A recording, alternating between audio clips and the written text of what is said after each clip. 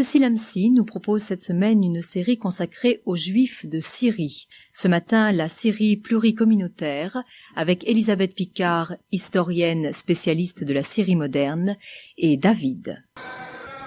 C'est pas très différent, la Syrie, de l'ensemble du Proche-Orient. Par Proche-Orient, j'entends entre la Méditerranée et puis le désert d'Irak à l'est, et entre les monts du Taurus au sud de la Turquie et la mer Rouge au sud. Ce grand ensemble-là, Syrie, Jordanie, Palestine, Israël, Liban, c'est un ensemble qui est pluricommunautaire, dans ce sens que la majorité de la population y est arabe, mais tout le monde n'y est pas arabe, il y a des Kurdes et des Arméniens notamment, et dans cet autre sens que la majorité de la population est musulmane sunnite, c'est-à-dire appartient à l'islam régulier majoritaire dans le monde arabe, mais qu'il y a aussi de larges minorités qui ne sont pas musulmanes et parmi les musulmans qui ne sont pas sunnites. Alors les larges minorités qui ne sont pas musulmanes, ce sont des communautés chrétiennes, et ces chrétiens représentent à l'heure actuelle encore 8-10%, ce sont des estimations car il n'y a pas de recensement officiel puisqu'en principe ce pays est un pays laïque, 8-10% de la population syrienne actuelle, sous différentes communautés, encore une fois catholiques, orthodoxes, latines, il y a des maronites en Syrie, il y a en majorité des Grecs orthodoxes, et puis une communauté juive qui est aussi une communauté d'un autre rite, d'une autre religion. L'ensemble de ces populations étant en majorité des populations de langue, de culture commune, c'est-à-dire de langue arabe, de culture matérielle héritée du substrat du Proche-Orient ancien, antérieur à l'arabité, mais qui est commun, les mœurs alimentaires, le mode de vie, l'élevage des enfants, tout ça c'est commun à toutes ces différentes groupes communautaires.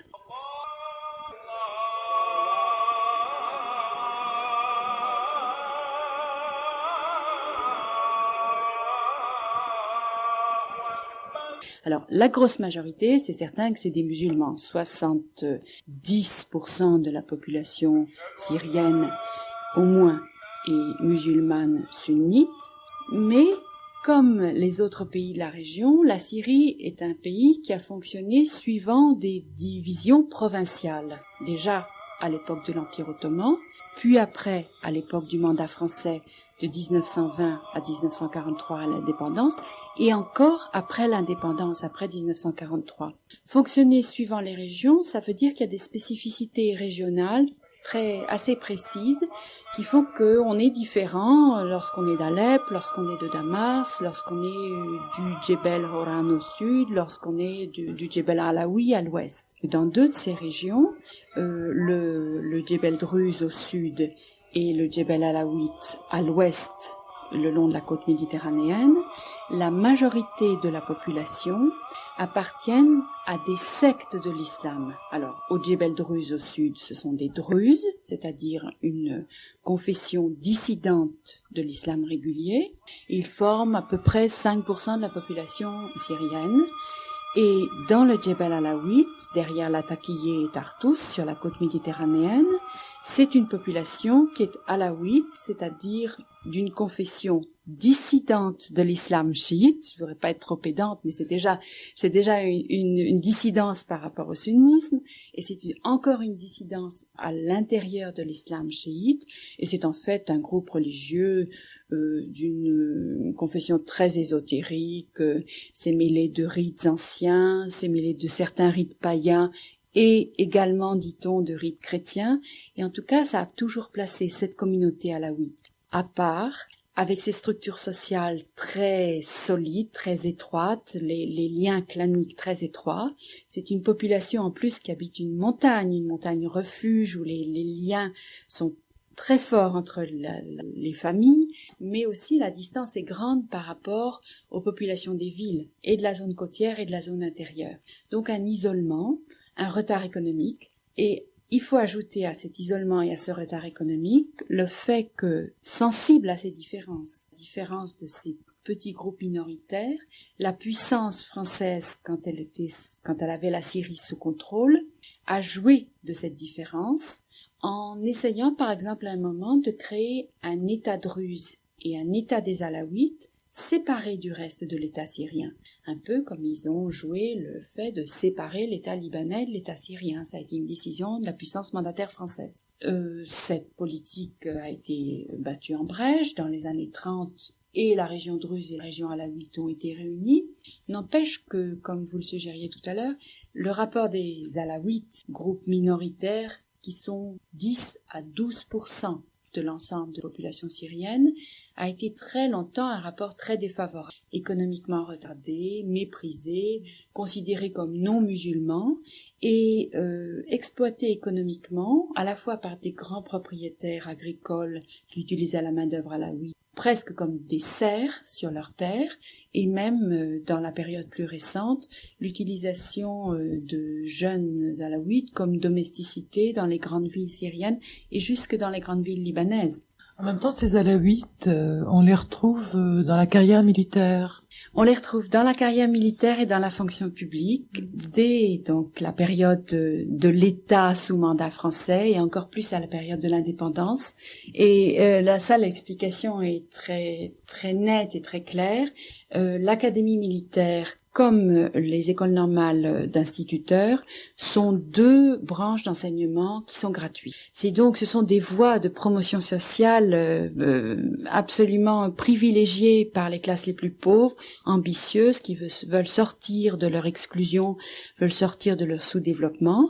Et l'exemple typique de ça, c'est le président actuel de la Syrie, Hafez el-Assad, qui a été un brillant élève du lycée de la Taqiyya et qui a choisi la carrière des armes parce que c'était la voie de la promotion sociale. Et il en est l'exemple par excellence. Mais en même temps, il a promu toute sa famille et tout ce clan des Alaouites, puisque ce sont des gens qui ont pris le pouvoir. Et c'est certain que, à cause des solidarités familiales très fortes de la structure arabe du Moyen-Orient, ils font bénéficier de leur famille au sens large, de leur clan, de leur région. Ils font bénéficier à leur famille, à leur clan, à leur région, des avantages économiques que leur procure leur position politique. Car dans ce type de régime très clientéliste, une position politique et la voie d'accès royal aux bénéfices de l'État, à la redistribution, au contrôle des secteurs douaniers et que sais-je, bref, c'est la voie de l'enrichissement économique par excellence. Et les Alaouites sont en première ligne, à commencer par le président lui-même.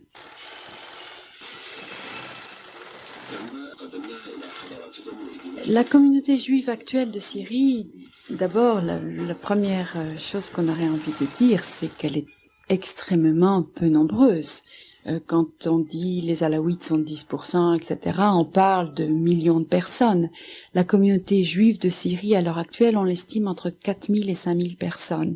C'est pratiquement un vestige. À la fin de l'Empire ottoman, au tournant du siècle, on estime qu'il y avait à peu près 50 000 juifs encore en Syrie. Il y en avait encore 30 000 au moment de l'indépendance, et c'était déjà une communauté donc qui était en diminution. Donc une immigration vers... Une immigration qui s'est dirigée vers les deux Amériques. Il y a un grand auteur syrien très très très passionnant qui s'appelle Lucien Elia, qui a décrit ces migrations des Juifs vers l'Amérique latine. C'est une véritable épopée. Mais enfin bref, une communauté qui a diminué régulièrement. À peu près 30 000 Juifs encore dans le nouvel État syrien indépendant. Et à cette époque de bourgeoisie libérale, bourgeoisie parlementaire, la participation des Juifs comme des chrétiens à la vie politique était tout à fait égale à celle, par exemple, des communautés musulmanes. Il y a eu à une période un premier ministre chrétien dans ces premières années de la République syrienne indépendante. Il y a eu un député, au moins un député juif, Mizrahi, en 1946, et il y avait une cohabitation et une naissance fragile d'une nation syrienne. Bien évidemment, la crise de partage de la Palestine et de la naissance de l'État d'Israël a créé un état de fait tout à fait nouveau, bouleversant, et qui depuis a changé en profondeur la situation des Juifs syriens par rapport à leur identité nationale étatique et dans leur rapport avec le pouvoir politique en Syrie. La situation des Juifs de Syrie, donc, qui s'est tendue après la création de l'État d'Israël, qui a été quasiment dramatique après 1967, après la défaite de la guerre des 6 jours, donc où je vous l'ai dit, il y a eu des représailles physiques contre certaines personnes juives dans les villes d'Alep et de Damas, où il y a eu séquestre de biens, où il y a eu privation des libertés civiles, privation du droit de circuler en Syrie, etc. Et surtout privation du droit d'émigrer, évidemment. Et privation du droit d'émigrer. Ça, il faut le mettre en parallèle avec la privation du droit d'émigrer en général de très nombreux citoyens en Syrie, en particulier des jeunes diplômés, puisque l'école et l'université sont publiques et gratuits, et que la crainte devant l'exode des cerveaux, la fuite de main-d'œuvre, fait que les jeunes ne sont autorisés à émigrer que après avoir fourni leurs années de service militaire, qui sont des années très lourdes et très nombreuses. C'est différent pour la communauté juive qui est exemptée, entre guillemets, de service militaire, c'est-à-dire là aussi considérée comme non suffisamment fiable pour faire partie des forces armées syriennes. C'est un signe de défiance plutôt que d'exemption, il faut le dire avec rudité.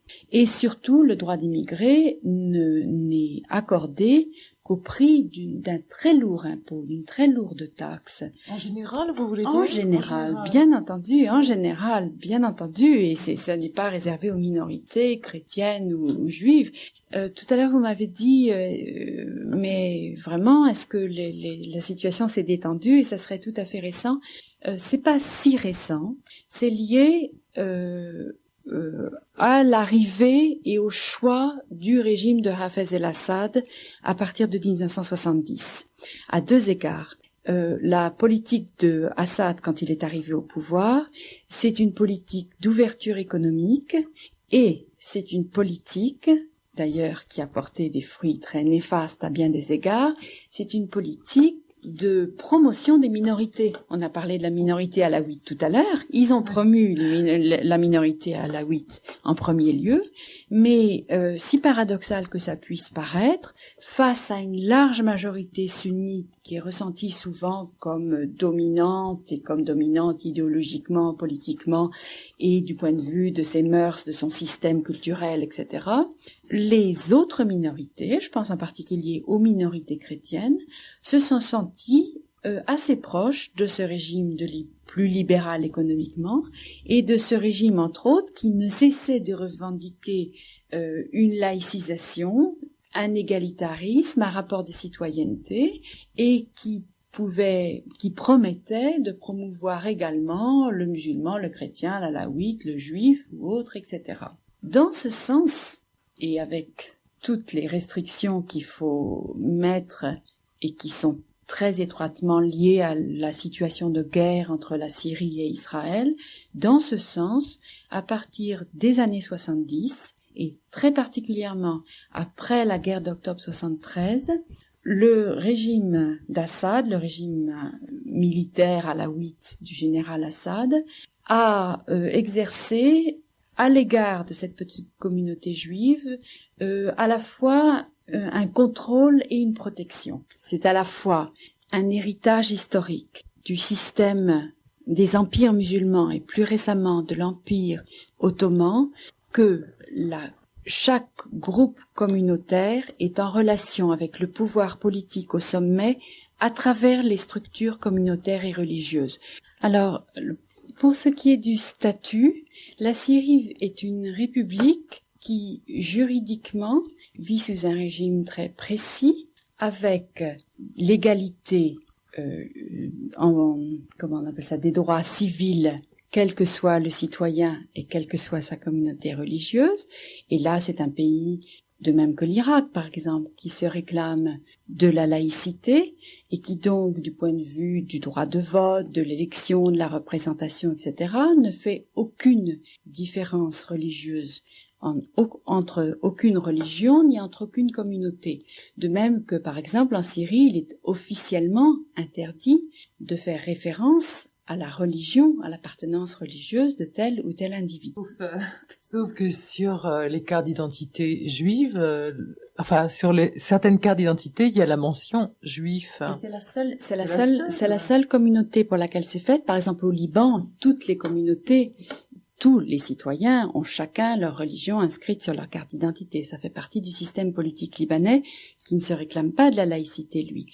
L'exception qui est faite en Syrie, et qui est une exception tout à fait inégale et de brimade, c'est une exception qui est directement liée au vécu du conflit israélo-arabe par le système politique syrien, et aussi, je dirais même négativement, par l'ensemble de la société syrienne, étant donné que systématiquement, le fait d'appartenir à la religion juive est considéré comme soupçonnable de solidarité avec l'ennemi israélien.